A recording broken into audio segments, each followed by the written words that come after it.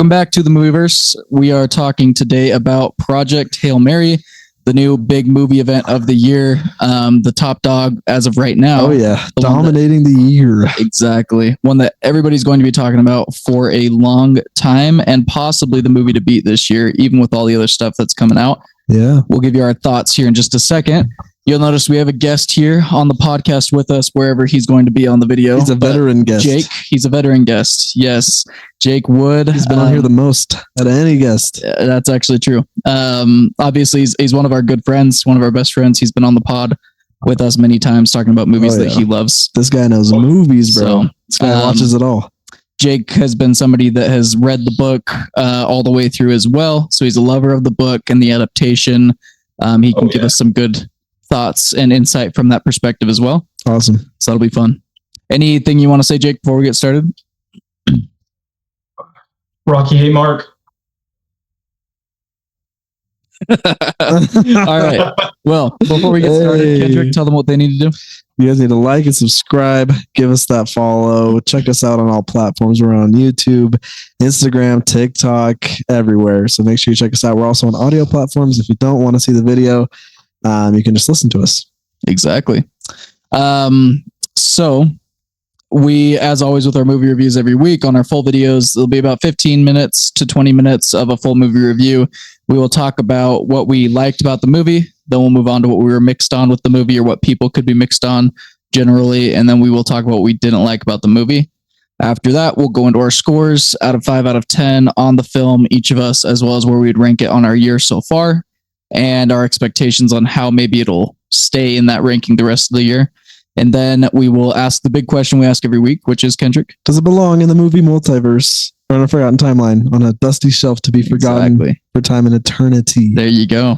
Because we do believe in eternity on this podcast. No, I'm kidding. Anyways, not good movie. Just kidding. Wait, what? Well, I mean, not kidding. I do, but keep a movie related. All right, we're keeping religion out of here. Yeah, this is just movies. Anyways, all right. Well, let's go ahead and get into the movie conversation. So first category we'll talk about is what we liked about the movie. There's obviously, spoiler alert, going to be a lot that we liked about this movie, and we are going to talk spoilers. So if you don't want to hear spoilers, go ahead and please bookmark this video, subscribe, like it, and come back after you've seen the movie. Yep. But you have been warned. If you hated it, then this is not the video for you. Unless you want to hear people that really liked it. But we still love your support. So if you want to go hate, check it out. We'll take. Go ahead. I don't know how you could hate it, but if you did, it's okay. Facts. Let us know. Let's facts. Let's start with our guest, Jake. What did you like, Jake? What did you like about the movie? And give us some insight or comparisons or thoughts as to somebody who has read the book. So I think one of the most interesting things about it was, like, I was in such a unique situation when I read the book. I was an intern at Northrop Grumman who was making rocket boosters for Artemis. So space was a big thing. And my manager, my father, and my 3 friends were like, you need to read this book. Dang, dude. All right. That's a cool circumstance to read the book. And then there was a rocket booster test. And my gosh. I was like, the circumstances were incredible. Dang, Jake went full circle. But one of the things that surprised me the most about the movie was how much I loved Ryan as Grace. I did not think he was not my initial pick. I will say that. Okay. I will say, I was like, because in the book, he's kind of more like internally comedic. Sure. Like you can see that in the book. He makes his own jokes. You have the togas in the beginning of the book. Yeah. When he's not really fully understanding, and he kind of makes his own kind of like 90s references and stuff like that, right? Yes, exactly. Yeah. But it's very vocalized, and like I could see it. And once I saw it was in the trailer, I was like, okay, it's there. But even I get what you mean. Like even the personality, though, that's the self dialogue in the book. Like it's hard to picture that in a movie. Yeah, for sure. It's a ton of self dialogue. Yeah, one of the best things that I think that's a lot of people don't know about the movie is that 90% of this movie is practical. Exactly. I know, which is crazy. Which is astronomical. Yeah, it's insane. It's insane. And comparing book to adaptation, it's almost a 1-to-1. Yeah, I'd agree. There's some of the best lines. They rewrote some lines. There's ad-lib lines. One of the best lines in the movie. Rocky, hey, Mark. Yes. That was ad-lib. Like, I know. And it was amazing. And every time I pictured hearing Rocky, I was always wondering if he would just hear the noise and just know what he's saying, Yeah. I never thought he would just have it just give it words, because I remember him which I love. and everything like that, and I thought that was perfect. Yeah. He's just like, and I love how he like duct tapes like two screens together. Yeah. Or is like, okay, let's do this, and so he can Go through move different back and forth, voices. and then he can just like the science in the book is as accurate as it can be, Yes. and then in the movie it perfectly translates. It does. There's a lot of things scientifically we don't so know. much science. Sure. Like there was like maybe I think even the whatchamacallit, the author was like there was only like one or two things that I had to make up because I knew people. He was like, I don't know if he works for NASA or something, but he went out and did research first before writing the book. And apparently Chris, is it Chris? Yeah, Chris and Phil. Yes, Chris and Lord. Yeah, Chris and Phil. Yeah. They did the same thing. And one of the best things I love about Ryan in the situation, he finished the book and bought the rights to the film. Which is so. Whoa, really? Yeah. You didn't So know I don't know about the rights. First producing. I believe it's his first producing title. I could be wrong. Oh. If I had that much clout, I'd be like, yeah, sure, I will buy my favorite book. I'm going to make sure I do this right. Yeah. And Rocky was perfect. Yeah, one of the best things about the movie. Am I sad that they kind of spoiled him? Yes. Sure. Yeah. In the trailer. But he's one of the two characters in the movie. Yeah. It's hard not to spoil it, but I know what you mean. When that trailer came out, that's what everybody said. Yeah. But it is a spoiler for sure.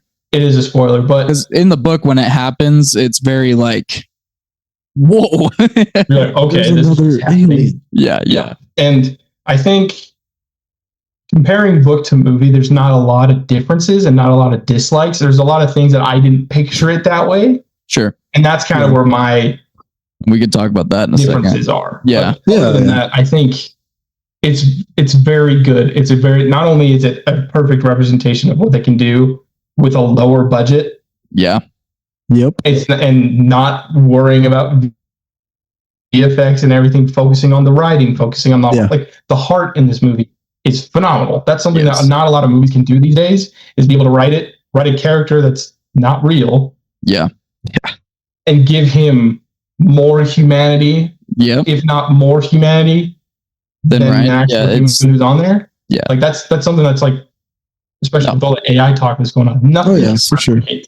That's something really, really hard to do. And it's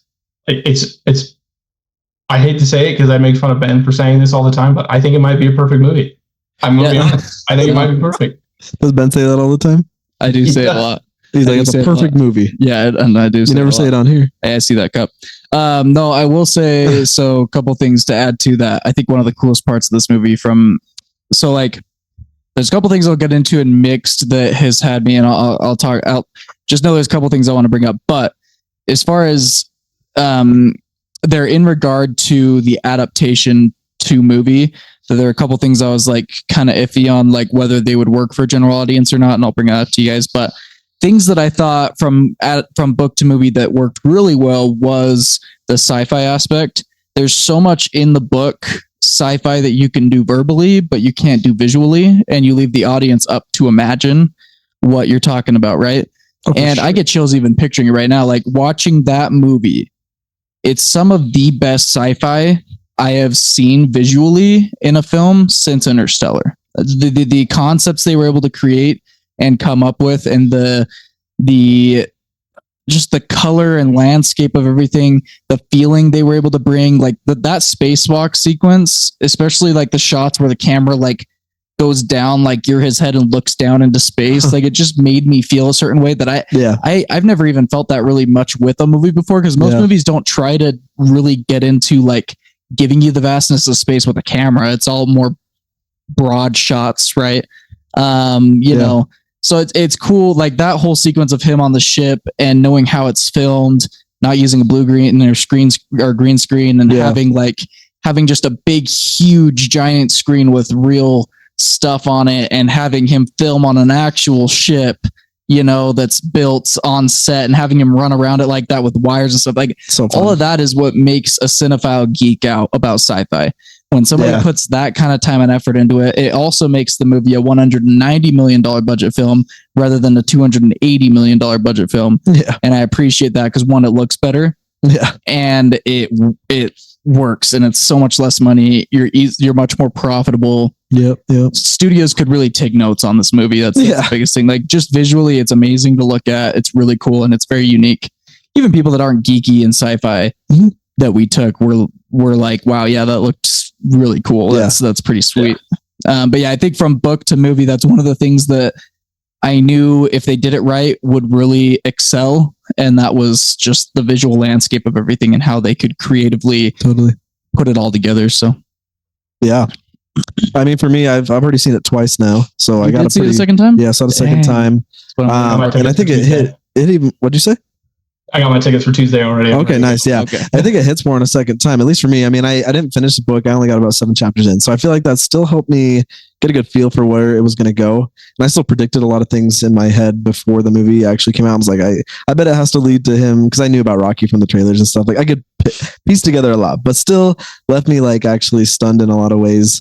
And on the second time, it's like, once you know, I guess, the full story, at least for me, it was like really cool to watch it all over again and knowing what's going to happen. That really hit for me. So everything clicked more. And I honestly, I think it's a movie. Yeah. Like for me, at least, like, cause of the science, everything, I do have to like process it a little more. So that's why the second time worked really well. Cause I'm like, there's a few things from the first watch where I was like, oh yeah, I'm a little confused, or I'm like, yeah, I didn't quite understand that science wise. Cause I really want to, cause I think it's super cool. And the second time it all like clicked a lot more, even though both times I gave it a 5 out of 5 spoiler. But, I think what's really, really good about this, I mean, I think the heart of it is what really elevates it, which is why the book's so good too. Yeah, it's like that's what it all leads to, because I mean, this could just be like a space end of world movie and just leave it at that without much heart in it, but it throws it in there, like once you meet the Rocky character and their relationship together, and the way they do the flashbacks too at the times they do them really makes it hit more, especially once you're hitting towards like how he didn't want to go out there and they kind of made him, the bravery aspect, the bravery aspect, and then like, you know, Rocky being like literally like, I'm going to send you home. Like I'm going to help you get home. Like that's, you know, their relationship ends up being like the whole crux of the film, which is amazing. Cause you could just make it like, it's all just about the astrophage. It's all about just the science stuff. And instead it like throws in the heart. So I love that a lot. And I think Ryan just was perfect for that. Like, you know, he continues to be obviously one of my top actors of all time. He proves it more and more anytime I see him in a movie. Yeah. I never doubt he'll deliver. And of course he really delivers here. From what little I knew of the character from the chapters I read, I thought he really embodied that super well. Yeah. Because I'm like, he kind of has to be a little bit of a goofball, but also really smart and stuff. And I thought Ryan did that great. But then, even on the movie aspect stuff, just how it's made is awesome and amazing. Like, like you said, like the sets and the fact they took their time to make that. And I think all the characters were great that did talk in it and appeared in it. And I think that all the sci-fi stuff was amazing. Yeah. Obviously, still the standout both times for me was just, like when he's walking on top of the ship and they're at the planet and you see all the one like where the astrophage pop up and he's like, I'm having a moment. Like that whole scene.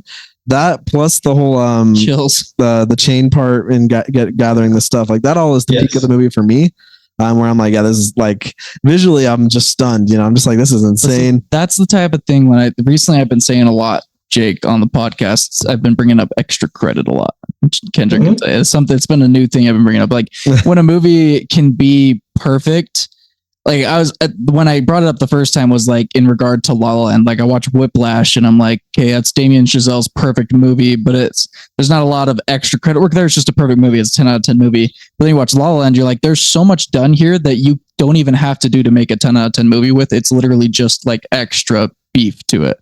Like you could take so much stuff out of La La Land and it would still be 10 out of 10.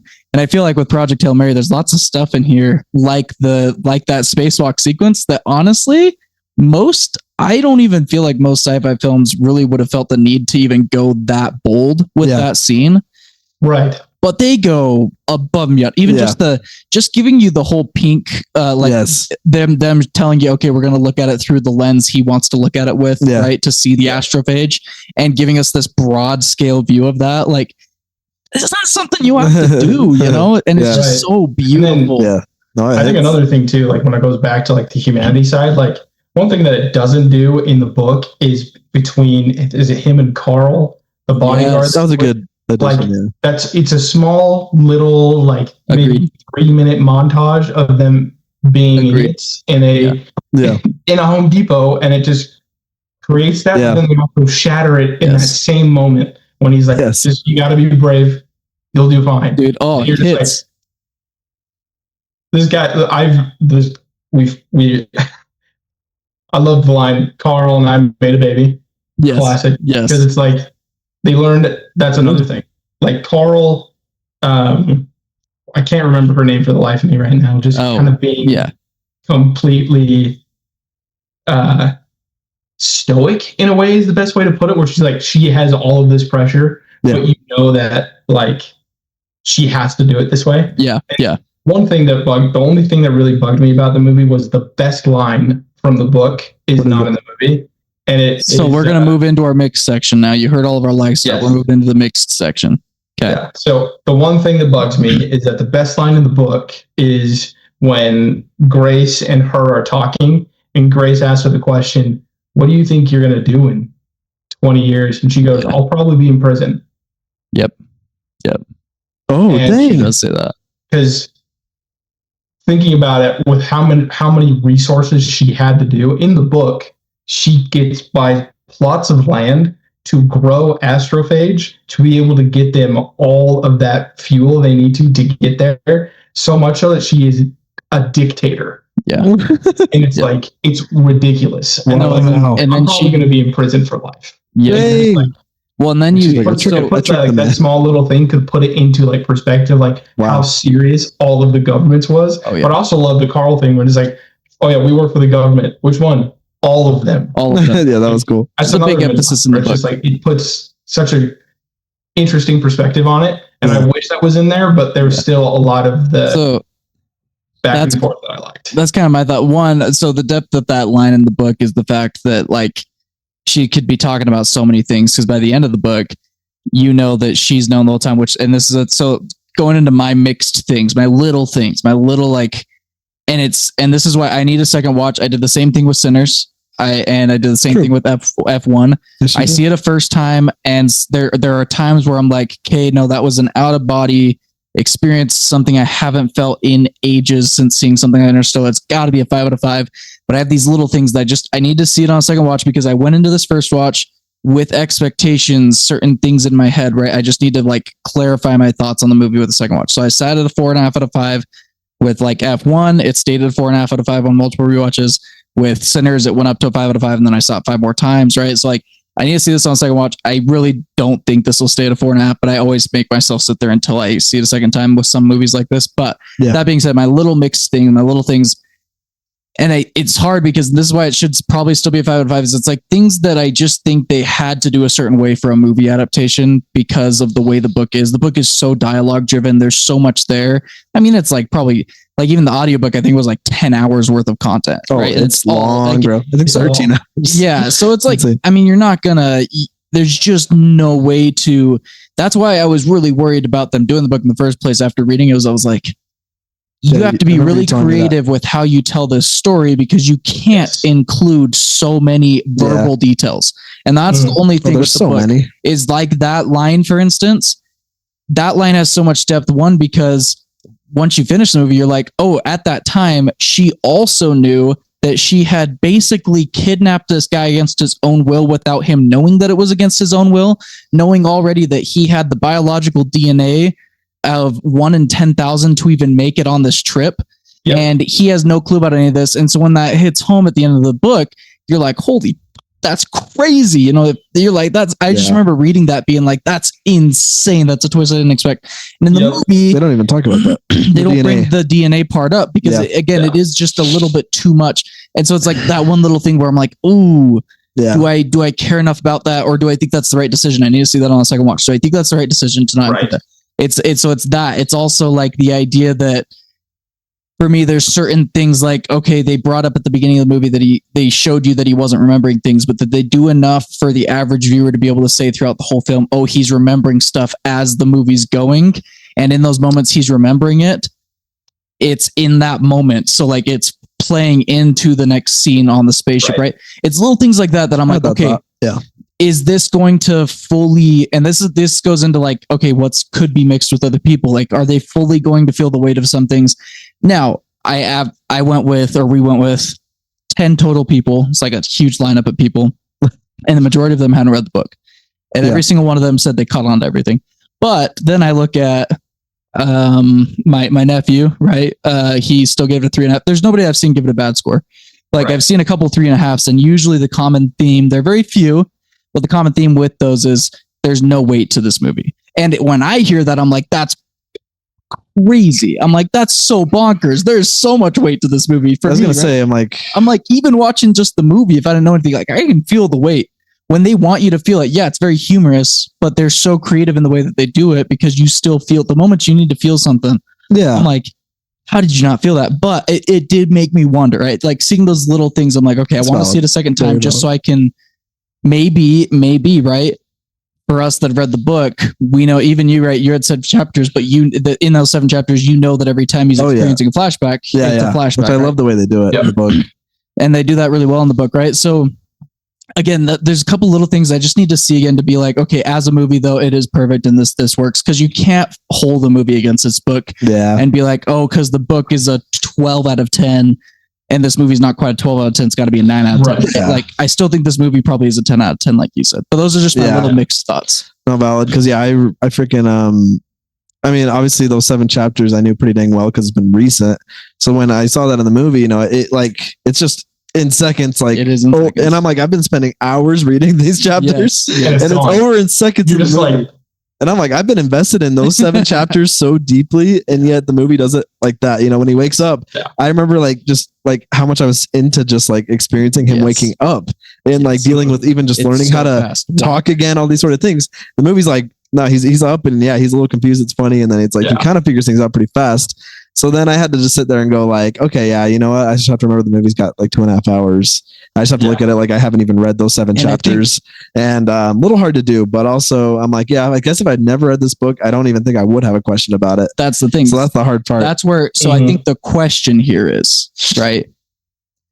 Is it something from a book reader and a book lover? Is it something that is bugging us, but not something that overall? I guess the big question is, did they do it right for the movie though? Did they make the creative choices well enough to make it work? And I think the answer is yes. I think the way that they did it was creative enough to make it work. I think one of the funnest things was that, like, my wife, Hannah, she went in completely blind. She saw the trailer one time, never saw, didn't watch any of the other trailers, so didn't get to see the Rocky and the ball, didn't get to see the ship, all of these things. And she was like, I'm going in completely blind. And because I read the book probably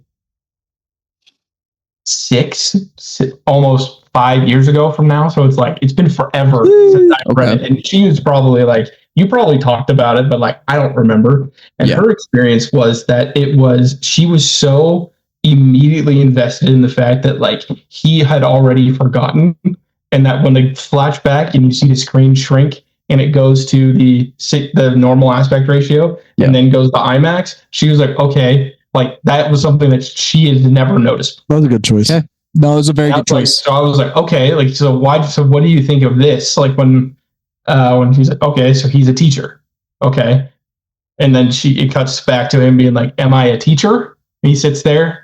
Oh shit! Okay. He's figuring. So I think the visual storytelling is done well enough and creative enough that if you're not paying fully attention, you may miss things. Right. Which is why I think multiple rewatches actually will help with this movie. Oh yeah, I would say you could probably pick up a lot more things in this one specifically. Oh because, like I have ADHD. I can barely pay attention to everything on screen. So every once in a while when if I get distracted, I'll notice things like in the background or whatever. Yes. And one of the things that he is always writing something down, and he had that question like with him everywhere. Yes. That's something I really which was in the book.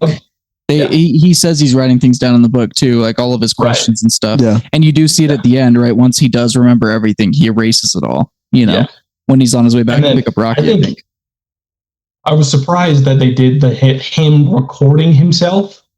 I didn't picture it like that in the book. Because every time it was like when he creates a log, I always thought it was an audio log, not a video. Yeah. So I was like, okay, that makes sense. Because then even like when he turns the camera and it shows Rocky and he goes, "Hi Earth," Yes. I'm Rocky, and Yeah, you're that's just like, could you imagine being the only person like watching that and just being like, that's the thing. Again, the visual aspect of this movie is what helps the book because you don't get. I would that agree. stuff in So the like, I book. would say Yeah. you could even watch the movie, go and read the book, and the book would expound Ooh, everything like that. Well, And I honestly, There you go. I would not be surprised if there was some sort of extended edition that would come out eventually, because there is so much that they couldn't put in.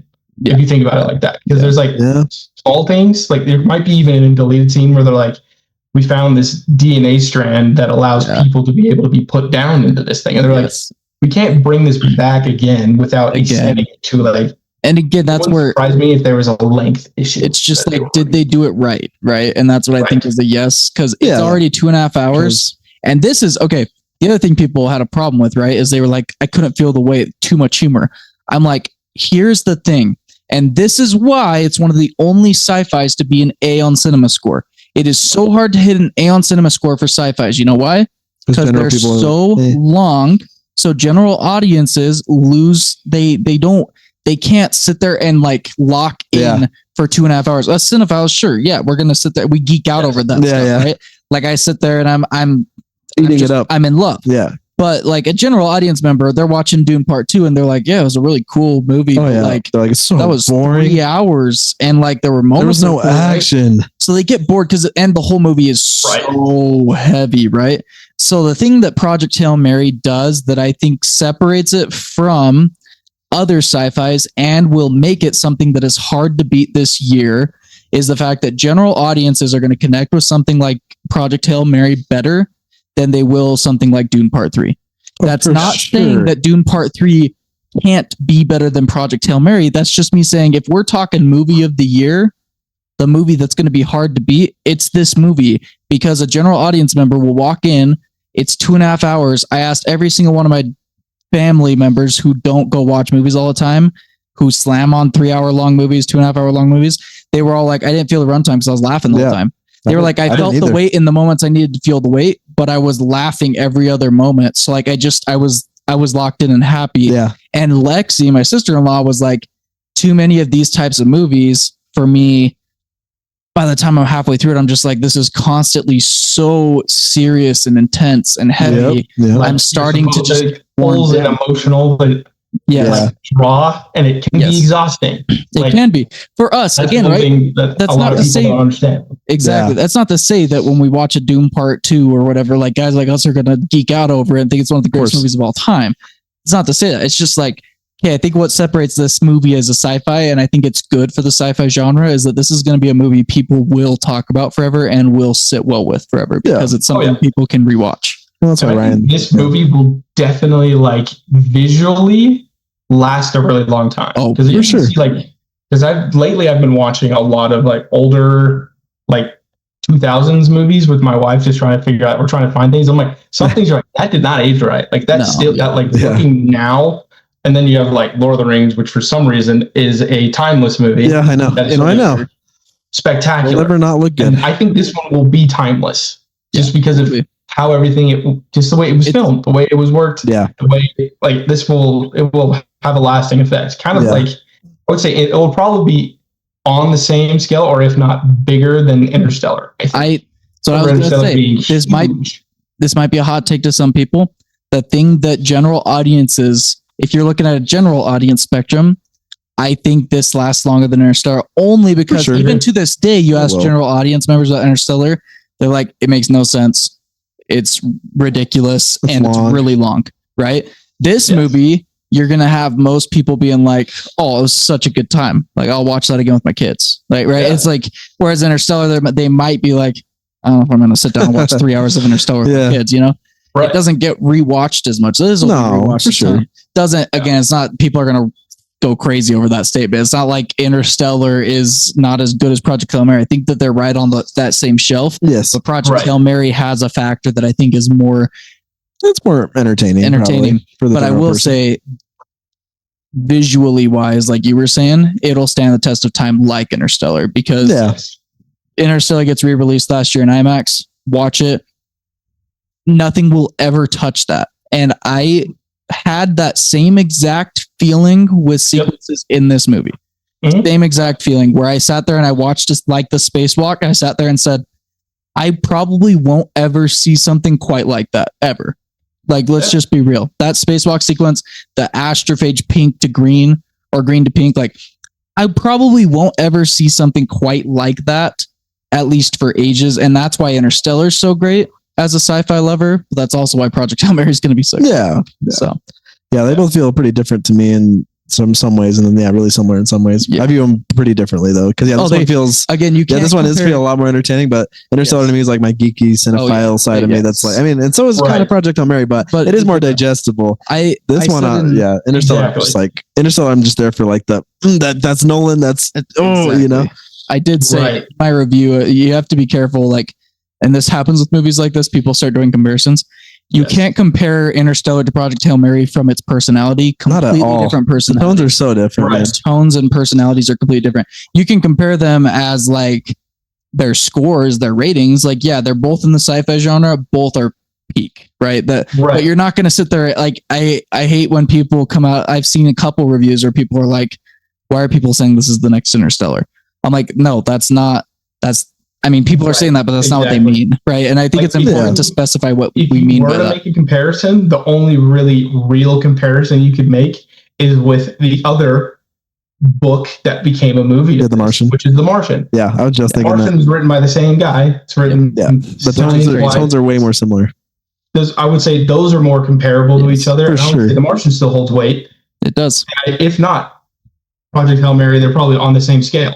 Like you said, they're on the same shelf. They have the science aspect. They have the comedic aspect. Entertaining protagonist.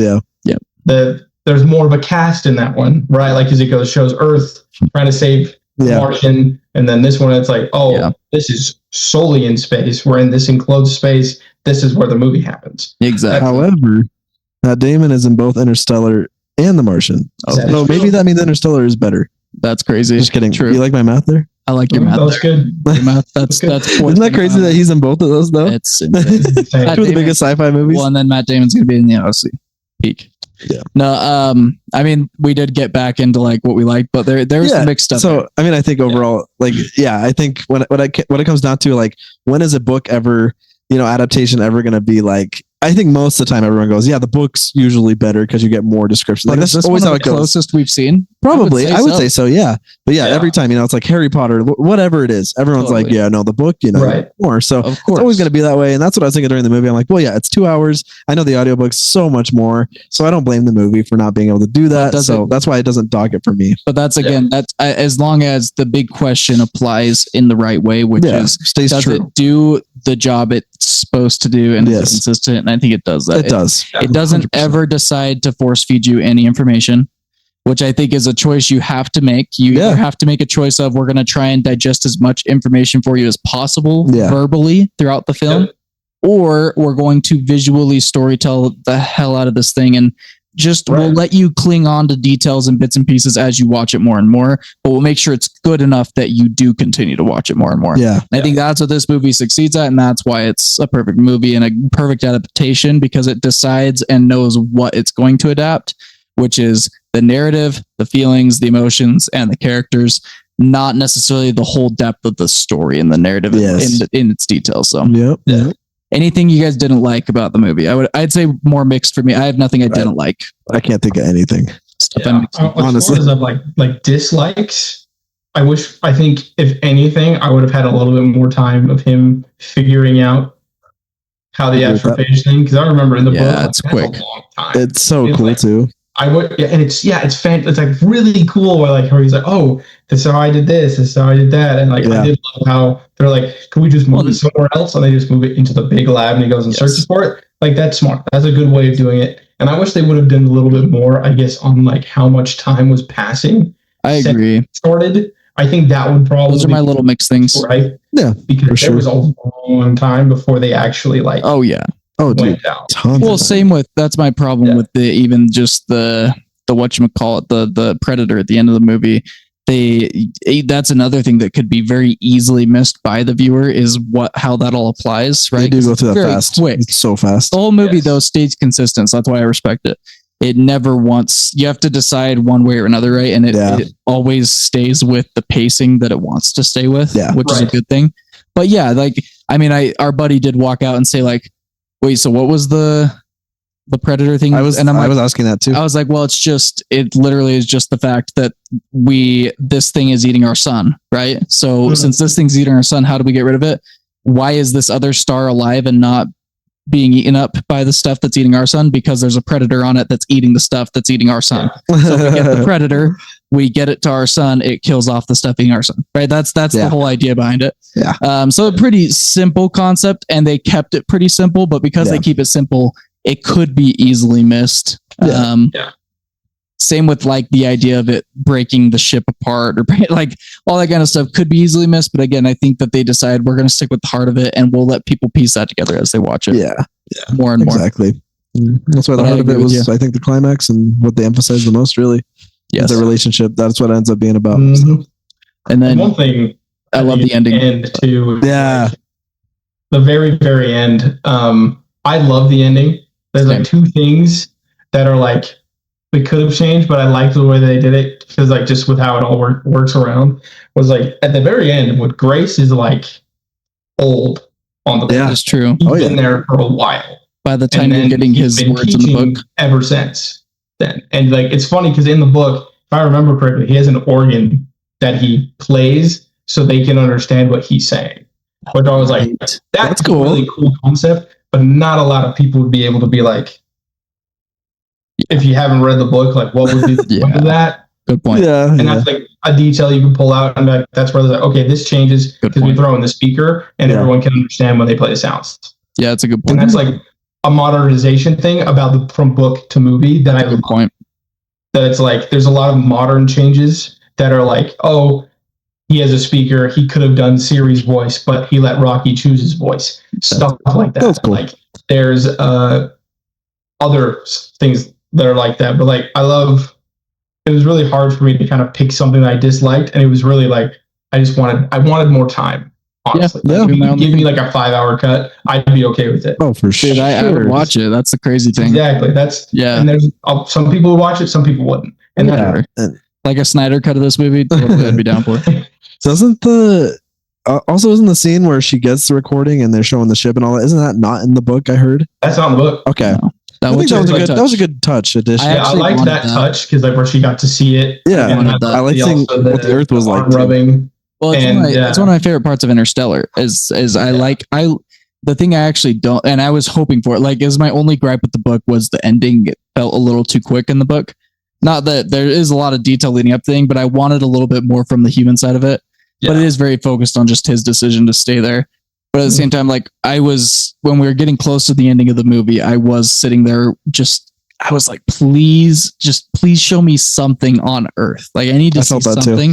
And to see the Earth frozen over, the blizzards, the world is falling apart, but the message came just in time. She's got it. And then to see her older and watching, and she smiles, and he's like, yeah, you did it. I know you're going to say, I told you so. Right. Like all that, that was like the perfect cap to the story for me. And for me, I needed that. Yeah. Same. So that's good. And then, I think the idea that they do just brush things pretty quick, and that'd be my only thing mixed. Cause even if they could have shown a little more detail of how they built his world, I think that'd have been cool in some way. For sure. Cause he even almost missed the fact that it was his own bubble. Yeah, I did. A bubble. Cause it's like blinking, you'll miss it. Yeah, it is. Did you miss that shot? Because you saw it the second time, I'm sure. Yeah, there's the shot where they bring the camera down from above it. But the first time I did not catch it. Yeah. Yeah. And one thing too that they don't really say is like that dome is one that they say in the book is like Rocky's like the head engineer of everything, and they were able to recreate everything from his ship in order to give him his little pod on the planet. That's one thing. Wow. So they were like, they built him the beach, they built him the extra screens so he could have those. They built it like one of the coolest, super intelligent aliens are rocks. And it's like, Yeah, that's hilarious to me. these guys are awesome. And that's something they do. Another thing they explain a little bit better in the book is the fact that he's an engineer and he can, like, throughout the book, you're constantly hearing Grace be like, I guess he can build anything. Like, it's just, they're just so advanced in that. Yeah, in the movie, you're just like, yeah, he's just really smart and can do a lot. That's all you got to know, I guess. But again, I think they do the whimsical, just good pacing throughout consistently. So that's what I'm proud of it for. So, where does it rank on the year? Let's go. Well, scores first. Oh yeah, that's scores. Right. We kind of spoiled ours. Jake, you go first. 5 out of 5. Okay, love it. Let's go. I mean, I've said mine like 5 times. It's most likely going to be a 5 out of 5 a second watch. I'm just on that 4.5, 5 bubble. But yeah, I just have to make sure that certain things fit for me. Yeah, it's a 5 for me both times, but it's a stronger 5 on the second watch for sure. Yeah, love it. Basically, a perfect movie here from the Movieverse and our guest Jake from our podcast today.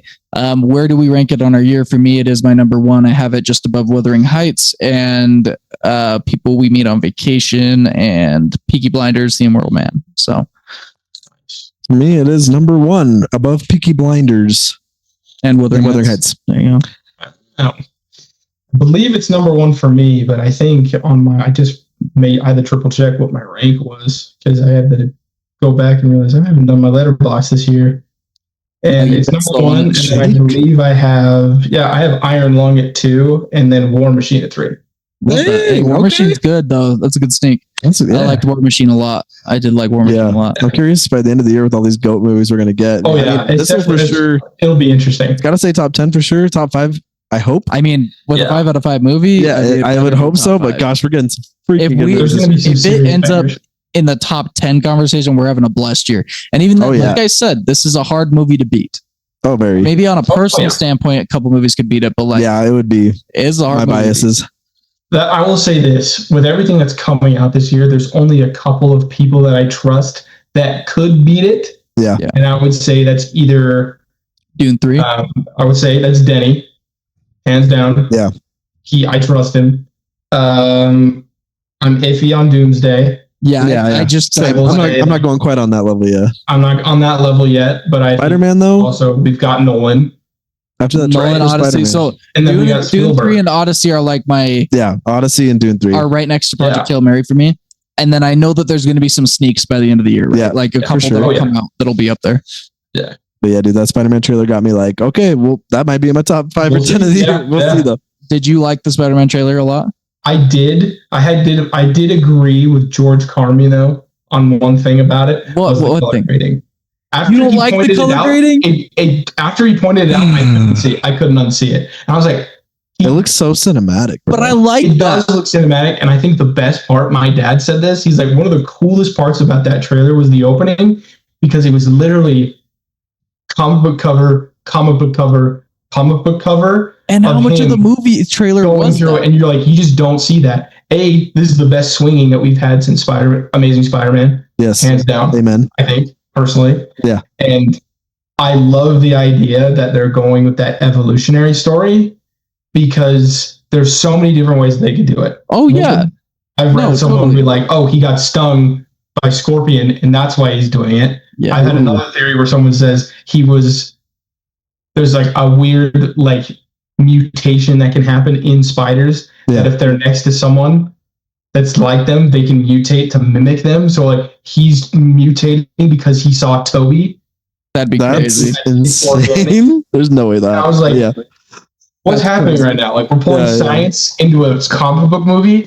Would have known. Well, but again, like it's something that is a little worrisome. I guess you could be worried about because it's something we haven't seen before. But that's also why I'm excited, is because it's something they're taking a direction with it we haven't seen. Yeah, and I didn't want a rinse and repeat. I want something new, which is again why I get, like, if it was anything else, sure, the color grading would bug me. For this, we haven't gotten a color graded New York City like that before. One that feels dim and feels gloomy. I don't want a glammy New York City. Now that you say it, him being completely by himself, that's what his world looks like. That is what his world looks like. This is the perfect color grading in New York City that we should have for this movie. So like I get the complaint if you're looking at it from the wrong perspective, but when you're looking at it from the right perspective, then yes, I'm saying George, my buddy, my best friend. No, George, you're I love you, but He's your family. perspective on that is not the right perspective.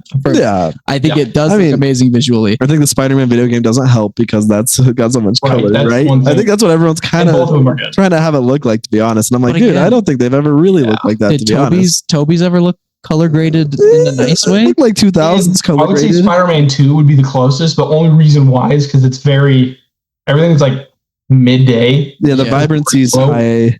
Yeah. And then Tasm, has like pretty good color grading with his suit and Yeah. stuff. But I mean, after we were talking about it right now, I'm like, okay, my point just went out the window. He's visually like he's by himself. This is Yeah. his world. I think that's what they're going It's the for. world he I think. lives in. I Yeah. thank you for saying that. Yeah. Yeah, I like that. I won't judge the evolution stuff till I see what they do with it. So hopefully they get the direction right, and then I'll be Yeah, down for I it. agree. So right now I'm kind of neutral on it, but I won't judge it till I see what they do with it. They have to stick the landing with that.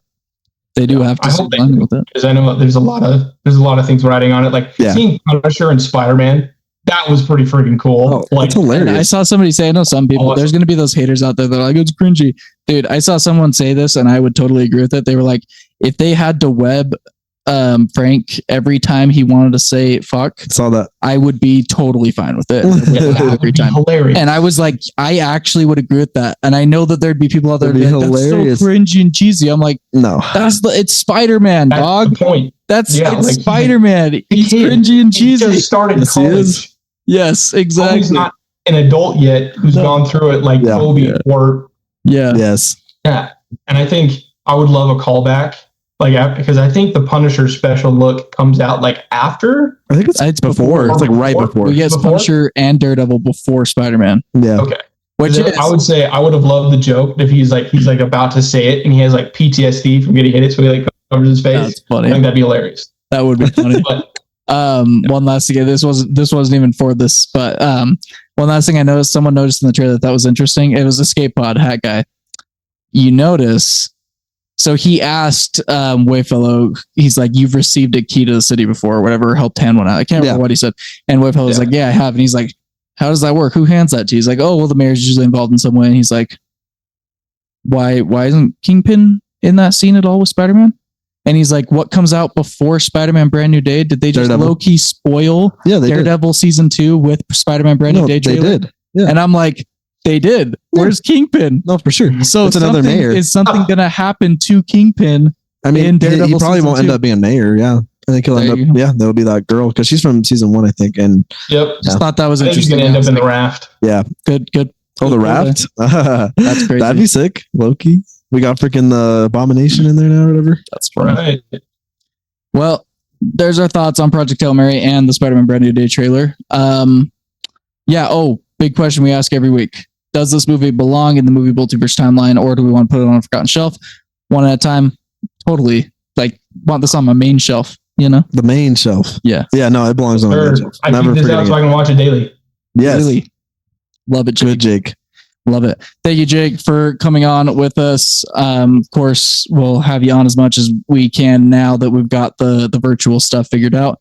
Yes, We sir. appreciate you and all the Anytime. history we've had with you with the podcast. Veteran guest.